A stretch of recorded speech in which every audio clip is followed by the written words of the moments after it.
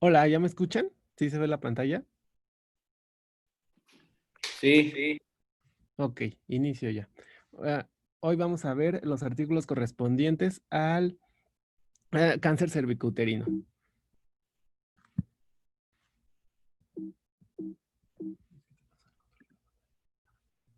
Aquí están. Bueno, este es el esquema que hemos visto en todos los demás artículos y vamos a ver este primer artículo que es un ensayo aleatorizado de fase 3 de radioterapia pélvica posoperatoria en carcinoma cervical, etapa clínica 1B, con factores pronósticos adversos y es un seguimiento de un grupo de estudio gineco-oncológico. Bueno, en nos vamos a enfocar en esta etapa de tratamiento. Bueno, esta es la etapa este es el tratamiento en general actual en esta etapa de tratamiento que vamos a ver en este estudio, que es la 1B que requiere histerectomía radical más linfadenectomía más radioterapia adyuvante solamente.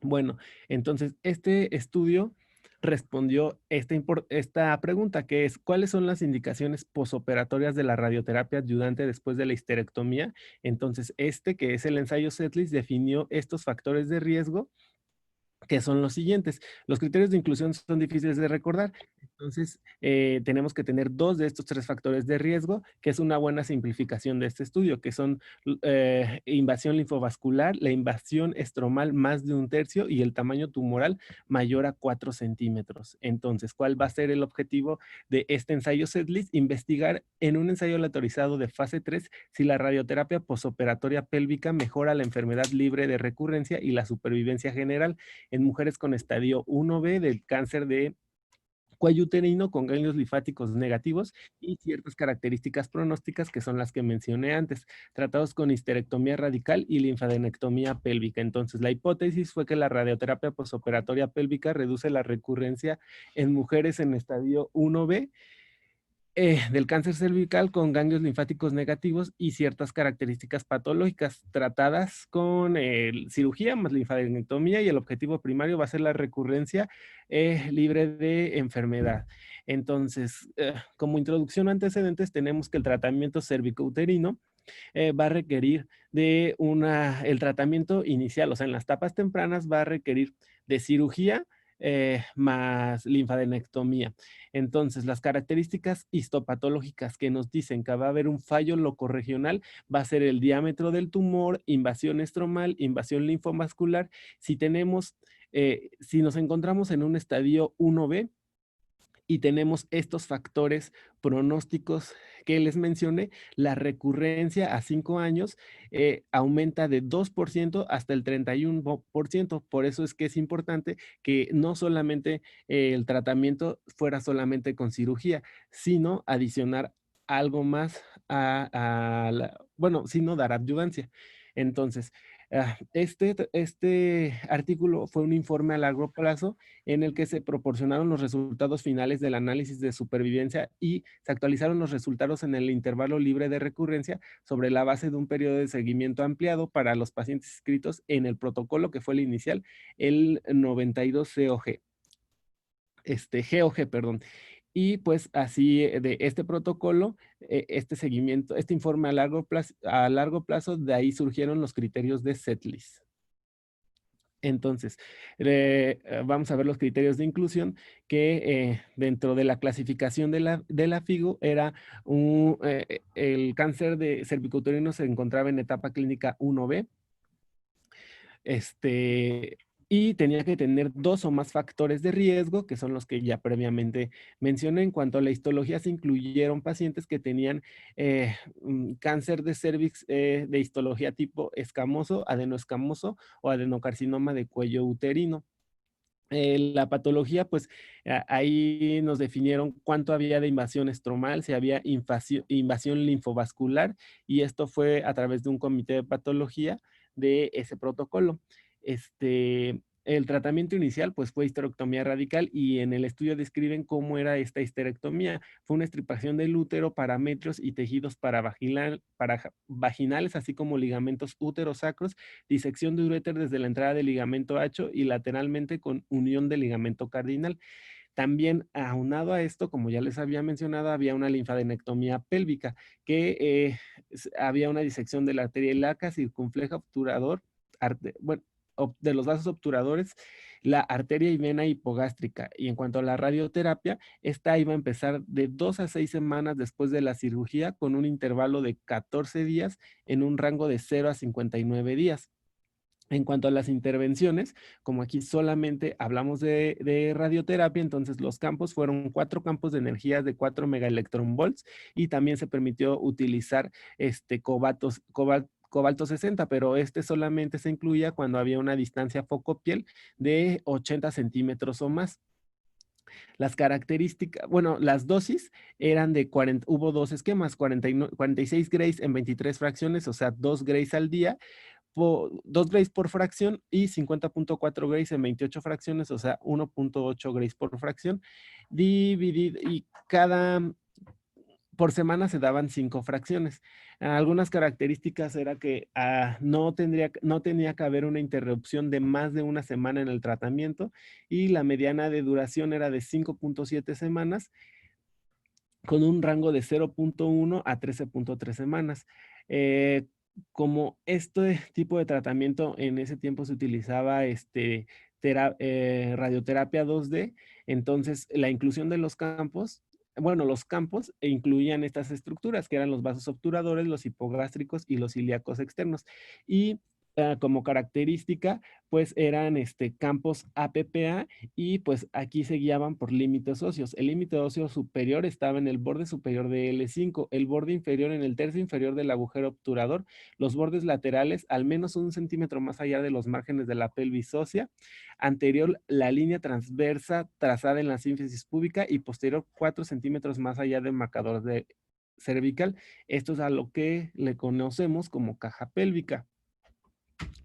Entonces, el diseño del estudio, hay estas consideraciones que entre los dos brazos de radioterapia y observación. En el de radioterapia, el tipo histológico de adenocarcinoma y adenoescamoso, hubo más de estos dos tipos histológicos en el grupo de radioterapia, mientras que por el tamaño del tumor hubo los tumores que estaban en el grupo de radioterapia fueron más grandes, o sea, eran más de 3 centímetros, y hubo mayor número de ellos, 94 versus 78, que el grupo de observación, o sea, un 70.7% más en el grupo de radioterapia. El punto primario pues fue el intervalo libre de recurrencia, y los puntos secundarios la supervivencia global y la supervivencia libre de progresión.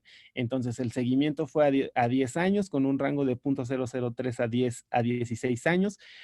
De los 12 pacientes en este estudio que hubo, en este seguimiento a largo plazo, de los 12 pacientes aún vivos con recurrencia de la enfermedad, la mediana de seguimiento fue de 8.4 años, con un rango de 3.3 a 13.4 años. La recurrencia se definió local, que fuera a pelvis o vagina, distal, extrapélvico. Entonces, hubo 277 pacientes con intención a tratar, 137 en el grupo de radioterapia y 140 en el grupo de observación. En el grupo de radioterapia, 27 de estos pacientes no recibieron radioterapia. Menos de 36% de los pacientes, 5 pacientes recibieron menos del 33% del tratamiento, 2 pacientes menos del 72% del tratamiento, y 11 pacientes tuvieron un retraso de más de una semana. Bueno, estos fueron el estudio corrió de 1988 a 1995. Estas fueron las mujeres que fueron excluidas, y pues al final la intención a tratar fue de 277 pacientes. Los resultados. Entonces, aquí vamos a ver recurrencias por sitio. Desde el momento del informe inicial, o sea, cuando del protocolo anterior, hubo 7 recurrencias adicionales de la enfermedad, 3 en el brazo de RT y 4 en el brazo de observación. Y esto se mantuvo así, o sea, los resultados no cambiaron. Entonces, hubo una reducción significativa del riesgo de recurrencia de radioterapia frente a observación. Y aquí podemos ver 133 pacientes versus 97 pacientes. También esto se vio en las recurrencias locales, que hubo menos recurrencias locales en el grupo de radioterapia y menos recurrencias distales en el grupo igualmente de radioterapia. Ahora, en cuanto a la incidencia acumulada de recurrencia, durante 12 años que fue el seguimiento a largo plazo, el 82% de todas las recurrencias se observaron en los primeros 3 años, 94% fueron atendidos dentro de los primeros 5 años, solo 2 pacientes recurrieron después de 6 años y ambos de estos pacientes estaban en el grupo de RT, por eso aquí podemos ver en esta curva de Kaplan-Meier donde comparan observación con radioterapia, como en los primeros 3 años es donde se dieron el mayor número de recurrencias. Hasta el seguimiento a 6 años todo se mantuvo estable, las curvas no cambiaron. Siempre la incidencia acumulada de recurrencia es a favor del grupo de radioterapia porque hay menos incidencia y aquí este cambio en la curva que se ve es por los 2 pacientes que recurrieron en el grupo de radioterapia después de 2 años. Ahora, recurrencia por tipo histológico. Aquellos con histología adenocarcinoma y adenoscamoso del grupo de observación tuvieron mayores tasas de fracaso que el grupo de radioterapia. 44% frente a 8.8%. Y aquí podemos ver cómo en el grupo de observación hubo más recurrencia en estos dos tipos histológicos en esta tabla. Entonces, hay una marcada disminución en riesgo de recurrencia con radioterapia en pacientes con histologías señaladas, o sea, estas que vimos, en relación con otras histologías. Ahora, este análisis es del riesgo relativo estimado de recurrencia por subgrupo de pronóstico, el efecto del tratamiento y proporción de recurrencia por subgrupo. Entonces, se definieron 5 subgrupos de pronóstico. Aquí los podemos ver. Esto significa invasión linfovascular, invasión al estroma, a los 2/3 del estroma y más de 4 centímetros. Y así se hicieron combinaciones de estos subgrupos con estas variables, que era invasión linfovascular, la invasión al estroma y el tamaño tumoral. Entonces, los pacientes con radioterapia tuvieron 44% menos de probabilidad de recurrencia que los pacientes que estuvieron en observación. Y aquí podemos ver, esto es explicado porque hubo un hazard ratio de 0.56, por eso es que 44% tuvieron menos probabilidad de recurrencia.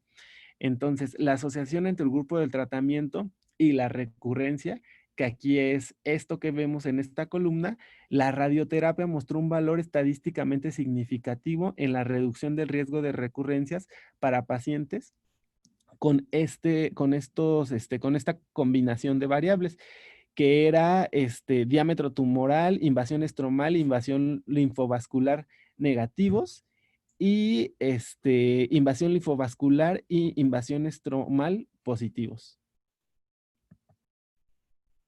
Ahora, la supervivencia libre de progresión por grupo de tratamiento. Aquí de nuevo comparamos radioterapia versus observación y hubo una reducción significativa del riesgo de progresión o muerte y esta ocurrió en el grupo de RT en comparación con observación. Por lo tanto, la supervivencia libre de progresión fue significativamente mejor con la radioterapia adyuvante y aquí lo podemos ver como hay menos, hay más casos que no tienen enfermedad en el grupo de radioterapia. El régimen de tratamiento como causa de muerte y estado de recurrencia de la enfermedad. Entonces, hubo un número total de muertes en el grupo de radioterapia de 27 y en el grupo de observación de 40. Y el número de muertes después de la recurrencia de igual forma fue menor en el grupo de radioterapia versus en el grupo de observación, con 21 pacientes en el grupo de radioterapia versus 34 en el de observación. Entonces, en ambos grupos, la mayoría de los supervivientes no tuvieron ninguna recurrencia, mientras que los que tuvieron alguna recurrencia, mientras la mayoría de los que murieron lo hicieron a causa de la recurrencia. Ahora, la supervivencia por grupo de tratamiento, 70% de todas las muertes relacionadas con cáncer cervicuterino ocurrieron dentro de los primeros 3 años, donde aquí les marqué el 88%, o sea, 13%, aproximadamente 13% más, ocurrieron dentro de los primeros 5 años y solo cuatro muertes ocurrieron después de 6 años, que fueron estas que se marcan aquí en el brazo de radioterapia. Entonces, los pacientes con radioterapia tenían un 30% menos de probabilidades de morir que los pacientes con observación, que los pacientes que solamente se sometieron a observación. El riesgo de muerte fue, bueno, ahora vamos a analizar la supervivencia global. El riesgo de muerte fue significativamente menor en los pacientes que tenían invasión linfovascular, invasión estromal y el tamaño tumoral mayor de 4 centímetros. Y esta combinación solamente fue significativa, ya que los resultados en los otros subgrupos restantes no tuvieron alguna significancia. Y a más de estos pacientes se les asignó, y esto pudiera ser porque dentro de este grupo de pacientes, o sea, era como discordante, había más pacientes con estas características en el grupo de radioterapia. Después del ajuste para las categorías pronósticas, los pacientes con radioterapia todavía tenían una reducción del 26% en el riesgo de muerte. Entonces, ya analizando estos subgrupos, haciendo las modificaciones, aún es mayor aún hay mayor beneficio de la radioterapia en adyuvancia. Entonces, en cuanto a la radioterapia, aparecieron 16 de 24 recurrencias, o sea, 66.7% dentro de los primeros 15 meses.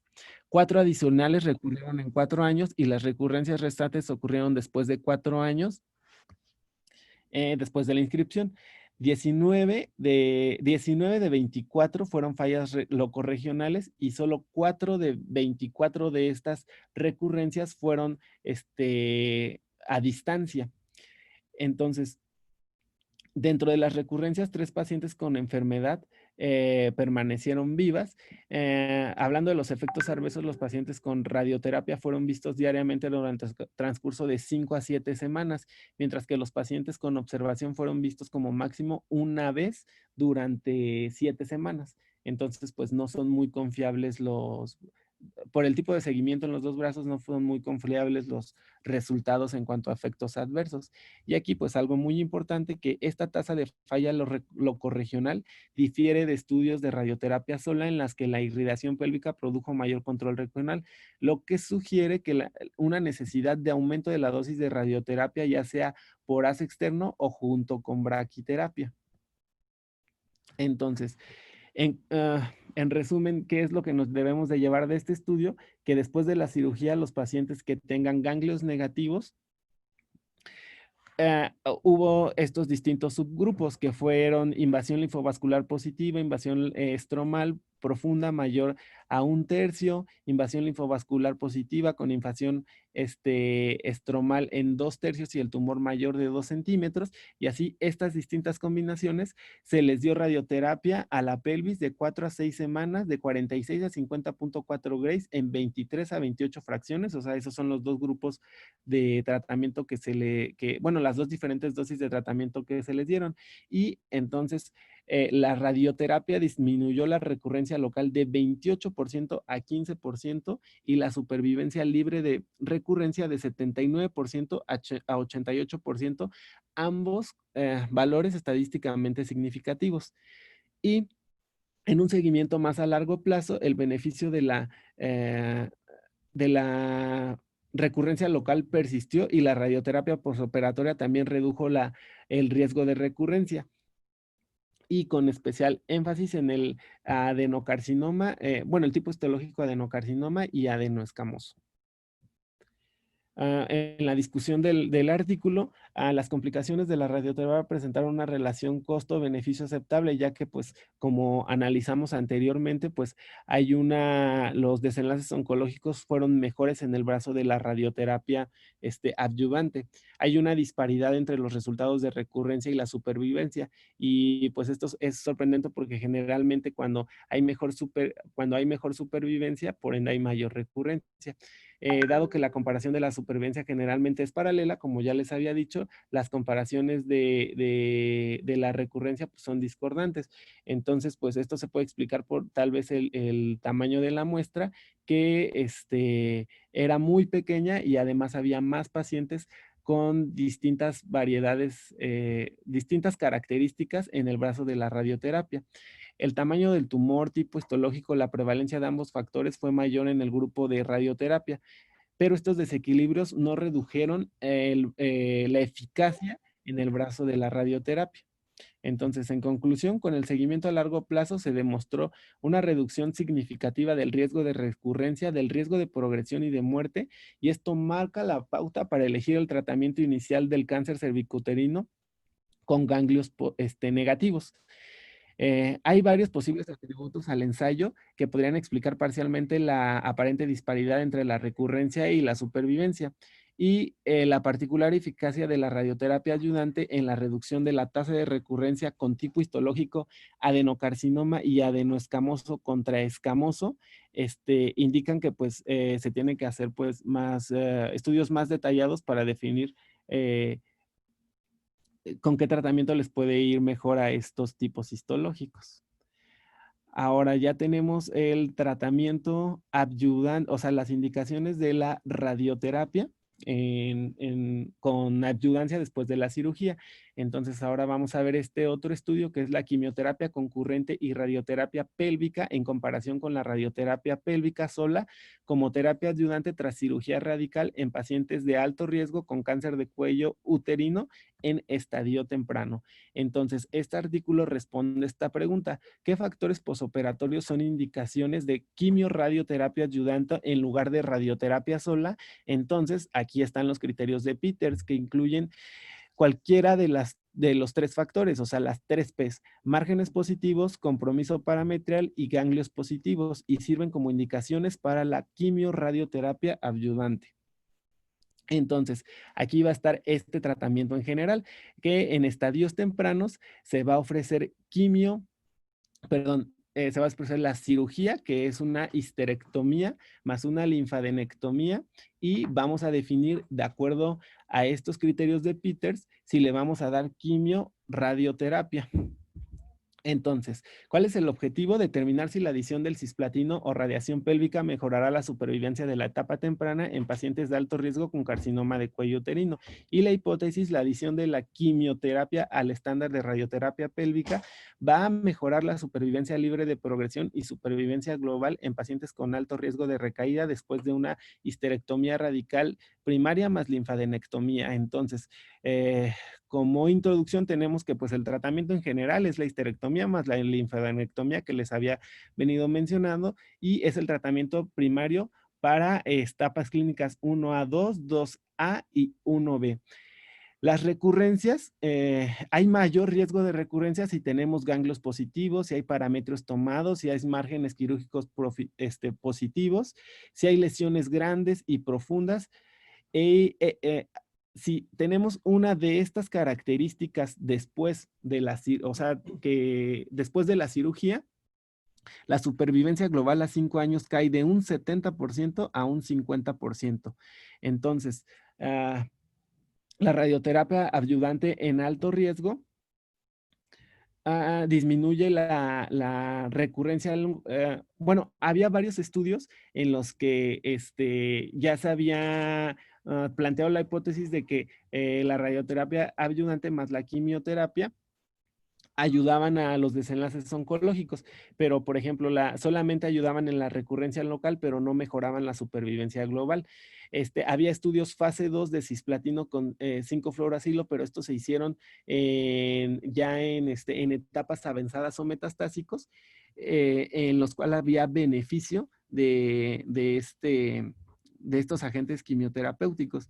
Y pues el cisplatino y el 5-fluoracilo son radiosensibilizadores sinérgicos. Entonces, pues con estos fundamentos, de aquí nacieron los criterios de Peters.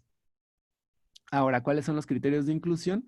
La cirugía y la linfadenectomía que ya les había comentado, que tuvieran cáncer cervicouterino etapa clínica 1A2, 1B o 2A, que la histología fuera un carcinoma, un carcinoma escamoso, adenoescamoso o adenocarcinoma de cuello uterino. El tratamiento pues era quimio-radioterapia que tenía que iniciar al mismo tiempo y pues otras características es que tuvieran ganglios pélvicos positivos confirmados histológicamente, parámetros positivos, márgenes quirúrgicos positivos, un estado funcional SOC de 0 a 2, leucocitos de 3000, plaquetas de 100,000, creatinina y bilirrubinas normales y la radioterapia que se iniciara dentro de las primeras 6 semanas después de la cirugía. Entonces vamos a ver las intervenciones.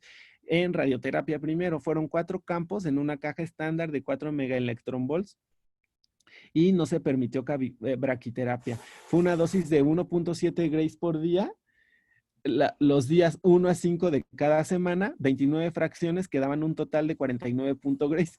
Ganglios ilíacos comunes. Bueno, aquí algo importante es que si había ganglios,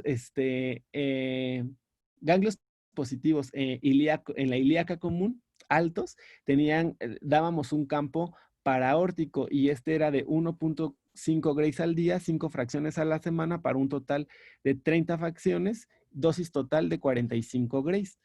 Ahora las intervenciones en cuanto a la quimioterapia, pues iba a ser el inicio pues concomitante, el primer ciclo se usaba cisplatino y 5-fluoracilo. El cisplatino era 70 miligramos por metro cuadrado por 2 horas de infusión intravenosa administrada el día 1 y el 5-fluoracilo era 1 gramo por metro cuadrado por día durante 4 días administrados por infusión continua los días 1 a 4. El ciclo 2 era en el día 22 y el ciclo 3 se debía programar después de completar la radioterapia para comenzar los días 43 y 64. La toxicidad se definió mediante los criterios estándar del SOP 27. Ahora, pues, como sabemos en la concomitancia, por los efectos adversos, pues hay modificaciones del tratamiento. Entonces, pues se tiene que definir muy bien cuáles iban a ser estas modificaciones. La quimioterapia se repitió cada 3 semanas si los pacientes, o sea, no hubo ninguna interrupción si los pacientes tenían 2.5 leucos y 100,000 plaquetas. En cuanto al 5-fluoracilo, si había un grado 3 de estomatitis, se reducía al 25%. Si esta estomatitis era grado 4, se reducía un 50%. Y si el 5-fluoracilo, bueno, y el 5-fluoracilo se reducía un 25% si había un nadir de 2,000 leucocitos y 50,000 plaquetas. Ahora, en cuanto al cisplatino, la dosis plena se daba si tenían una tasa de filtrado glomerular mayor a 50. Si la tasa de filtrado estaba menor a ello, se daba cisplatino, 50 miligramos por metro cuadrado, y se suspendía cisplatino si había neuropatía periférica grado 3 o 4. Ahora, cuando surgía que dábamos la radioterapia y quimioterapia juntas, se continuaba si los leucocitos estaban arriba de 2,000 y las plaquetas arriba de 50,000. Y la radioterapia fue suspendida, hay un error de dedo, no más de una semana, si había diarrea grado 3 o grado 4. Entonces, los resultados, pues este estudio fue de 1991 a 1996, se fueron 268 pacientes.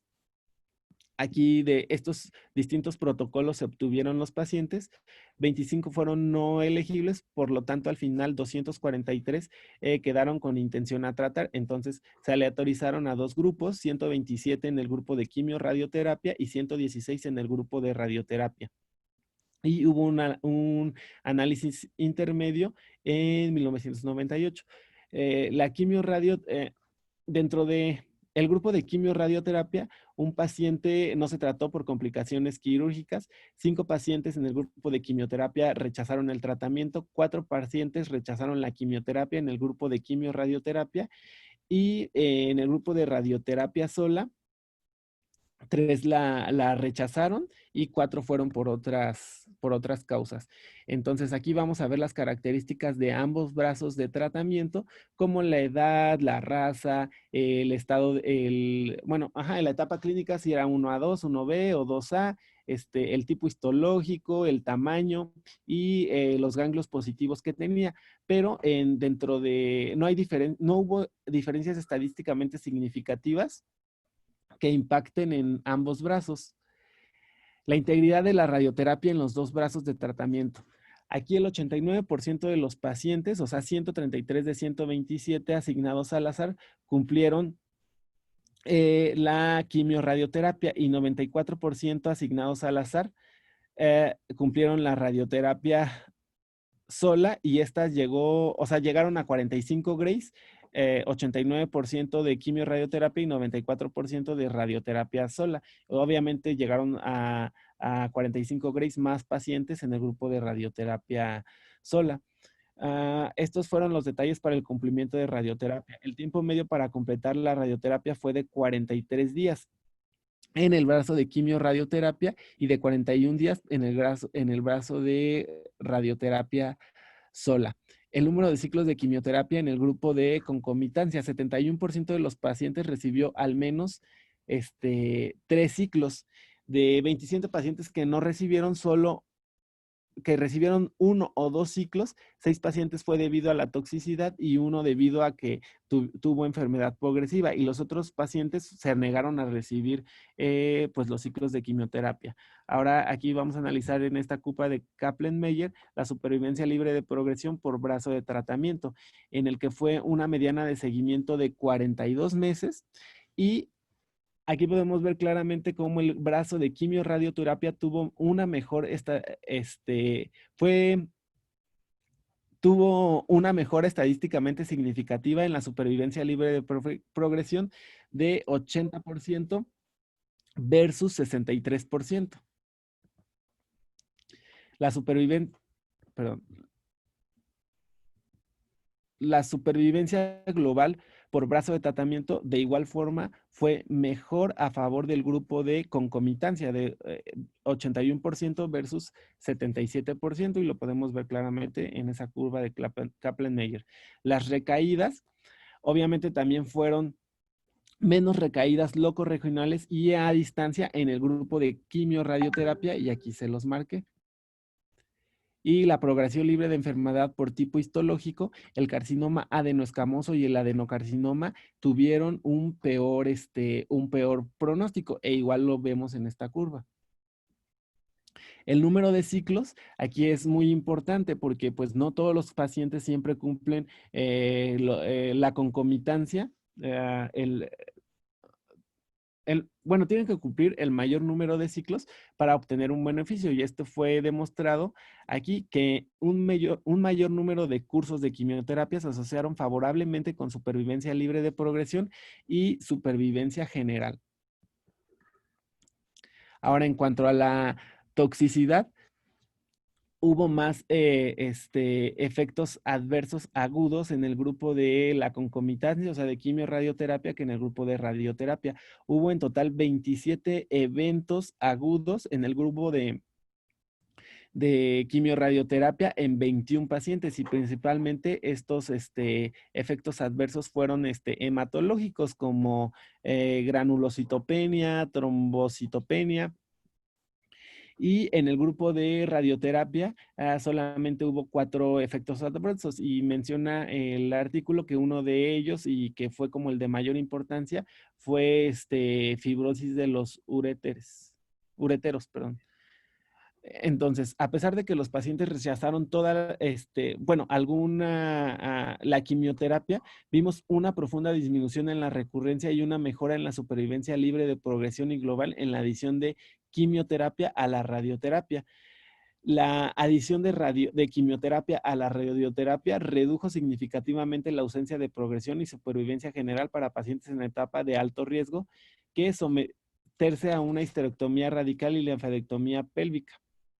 Entonces, se ha sugerido que los adenocarcinomas y el tipo histológico adenoescamoso tienen un pronóstico más ominicioso que los carcinomas escamosos, especialmente si hay extensión extracervical.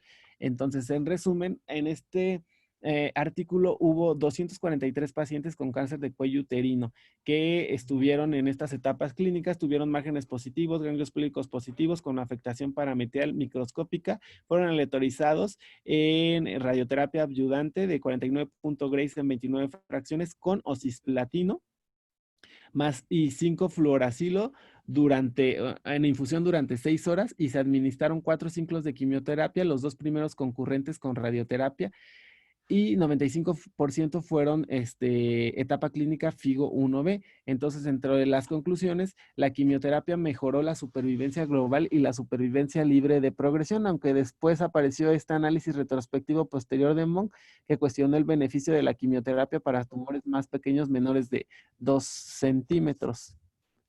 Pero esto ya es otra cosa. Listo.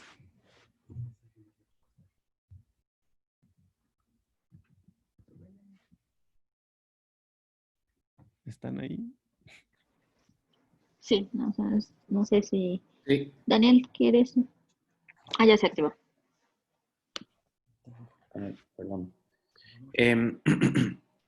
Entonces, Eric, de forma general, ¿cuál es el tratamiento del CACU en las etapas tempranas? Es histerectomía, histerectomía tipo 3, es linfadectomía pélvica y pues ahí depende depende los criterios de Sedlis y de Peters si le vamos a adicionar radioterapia o radioquimioterapia. Ok, ¿alguno de tus compañeros R1 que estén viendo la presentación? Eric nos resumió muy bien los criterios de riesgo intermedio y de riesgo alto para considerar radioadyuvante o quimioradioterapia. ¿Cuáles serían estos criterios? ¿Alguno de tus compañeros que nos hable de Sedlis y alguien que nos hable de Peters? Los criterios de Sedlis es que tenga infiltración linfovascular, que sea la extensión del estroma, si es más, o si es menos de un tercio. Y la tercera era tumor mayor de 4 centímetros. Ok. ¿Cuántos factores se recomienda que se deben encontrar para considerar radioterapia adyuvante en estos escenarios? Tienen que ser al menos 2 de los 3. Ok. ¿Y cuál es tu opinión acerca de la histología? ¿Algún R2? Bueno, acerca de la histología, pues se vio que los adenocarcinomas tienen un peor pronóstico. Ok, pero entra la histología, porque creo que Eric nos recalcó un poco eso, pero ¿está la histología dentro de los criterios de setlist, por ejemplo? No, no se encuentra. Solamente se sabe que pues se van a beneficiar más, pero no es un criterio. Ok, y alguien de los R1, ¿cuáles serían los criterios de Peters? Los criterios de Peters son 3 Ps, que son márgenes positivos, invasión parametrial e invasión linfovascular presente. Entonces, pues esos son los criterios para dar... No, parámetros, márgenes y ganglios. Ah, sí, perdón, ganglios. Sí, sí. Y pues son criterios para dar RTQT concomitante, posterior a una histerectomía por un CACU de alto riesgo.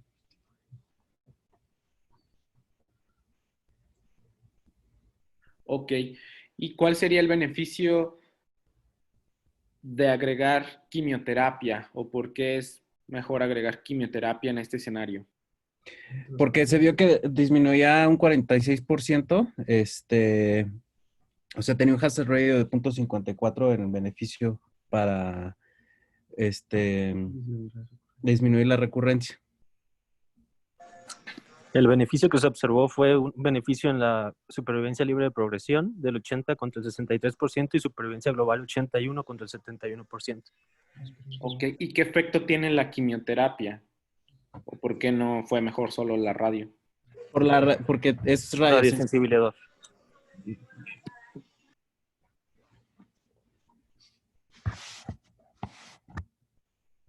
Ajá.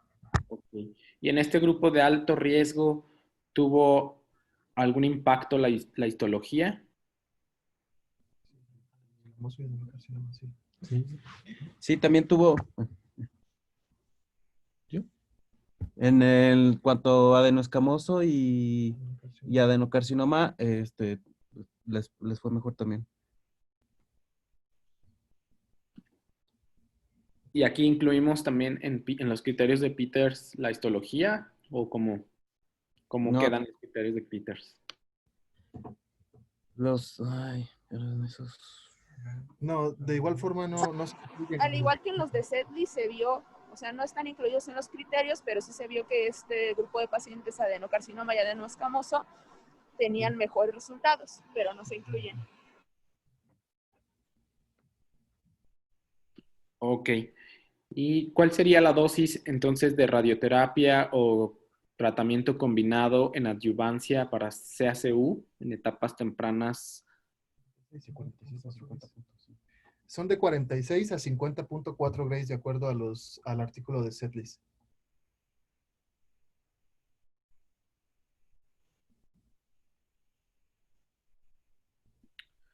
Ok. ¿Y qué técnica utilizaron? Utilizaron técnica en 2D con cobalto.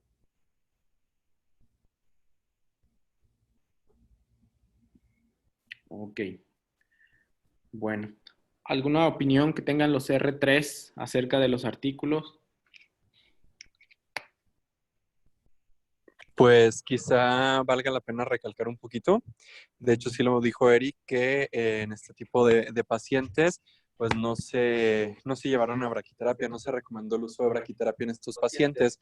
Entonces, pues discernir qué es lo que establece qué pacientes deben de ser llevados a braquiterapia en un contexto postoperatorio y pues que realmente de la indicación más aislada que hay en este contexto, pues son pacientes que tengan márgenes positivos, pero pues que más bien esos márgenes positivos son una enfermedad persistente, macroscópica, que sería quizá la indicación de braqui posterior a la radio.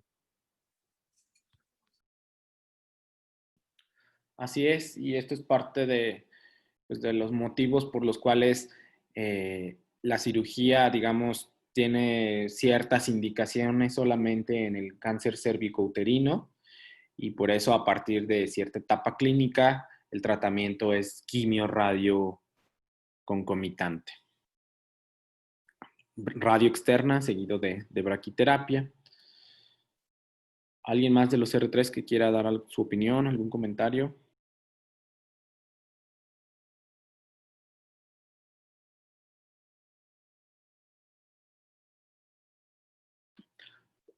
Doctora Sandra, doctor Maldonado, ¿algo que quieran agregar, preguntar? Sí. A ver, para una reunión, nada más déjame ver quién está por aquí. Bueno, César. La invasión a parámetros según los criterios de Peters, ¿cómo es? ¿Cómo la describen? Pues Es podría ser microscópica. hasta microscópica. Ok, perfecto. Y para una R2, no sé, Valdivia es el primero que vi. ¿Qué estudio? Digo, no es de estos estudios, pero ¿qué estudio demostró equivalencia de radioterapia sola versus cirugía sola en estadios tempranos? ¿Te acuerdas cómo se llama?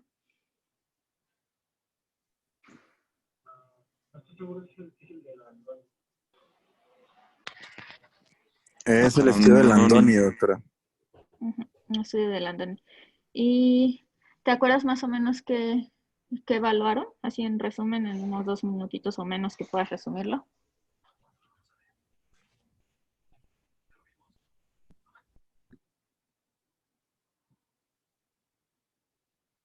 Cristian, ya que habías empezado, o Valdivia, ya vi que activaste tu micrófono. Pues en este estudio se incluyeron pacientes en etapa clínica 1B a 2A y el objetivo era demostrar que la radioterapia sola en pacientes que eran inoperables era equivalente a la cirugía. Entonces vieron que en la supervivencia global y en la supervivencia libre de progresión, ambos brazos pues no hubo ninguna diferencia significativa. En cuanto a las toxicidades, hubo mayor toxicidad en el brazo de los pacientes que fueron llevados únicamente a cirugía. Y al final el estudio concluye que la cirugía, más bien la radioterapia es un tratamiento que podemos llevar a cabo exitosamente en pacientes en etapas clínicas tempranas. Pero Y creo que solo sí la- había, creo que sí había como una anotación para la histología de adenocarcinoma, porque lo que mencionó Cristian es para escamosos, pero cuando se hizo la evaluación de acuerdo a la histología, sí había una mejoría, sobre todo en la supervivencia libre de enfermedad, o sea, a favor de la cirugía, solamente en adenocarcinomas. Ok. Sí, sí, en efecto, y la morbilidad fue más en aquellos que requirieron, que inicialmente fueron a cirugía y que por los factores tuvieron que ser llevados a radioterapia, que es lo que ya vimos en estos artículos también, ¿no? Obviamente combinar el tratamiento es más tóxico. Y la última pregunta, ¿cómo se llama la cirugía o el procedimiento para preservar la función ovárica cuando vamos a dar radioterapia para quitar los ovarios del campo? Es una apexia de los ovarios. O sea, Ajá. solamente como que los elevan para alejarlos del campo de tratamiento. Exactamente, y eso, bueno, digo, es algo que sí se ha llevado ocasionalmente a cabo en estos pacientes, sobre todo jóvenes y que son pues principalmente estadios tempranos, ¿no? Es relativamente, pues el beneficio solamente es preservar la función. Y pues nada más serían mis comentarios. Gracias, doctora. No sé si alguien más tenga ¿Alguien más? alguno. Doctor Maldonado, no sé si quiere darnos algún comentario.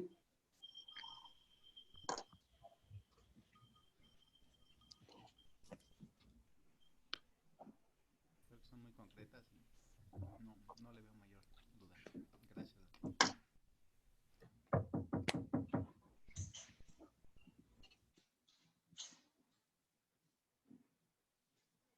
Ok.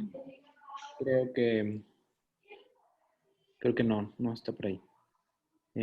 Bueno, si no hay más comentarios, terminamos. Estos artículos, aunque son viejitos, son clásicos y pues nos ayudan a entender un poco por qué damos radioterapia adyuvante. Entonces hay que saberse muy bien los criterios de Sedlis, de Peters y pues todos estos artículos, la información, los criterios de inclusión, cuáles son las definiciones que se dan para considerar el tratamiento adyuvante. No sé si tengan alguna otra duda.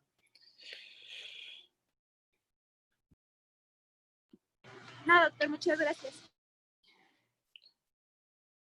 Bueno, perfecto. Pues muchas gracias. Estuvieron muy bien sintetizados los artículos, Eric. Gracias. La introducción nos ayudó a todos, creo que, a entender por qué dimos estos artículos. Gracias. Gracias. Gracias. Adiós. Muy bien, Eric. Hijo de tu... ¿Qué? ¿Qué? Es que me pegaron por eso.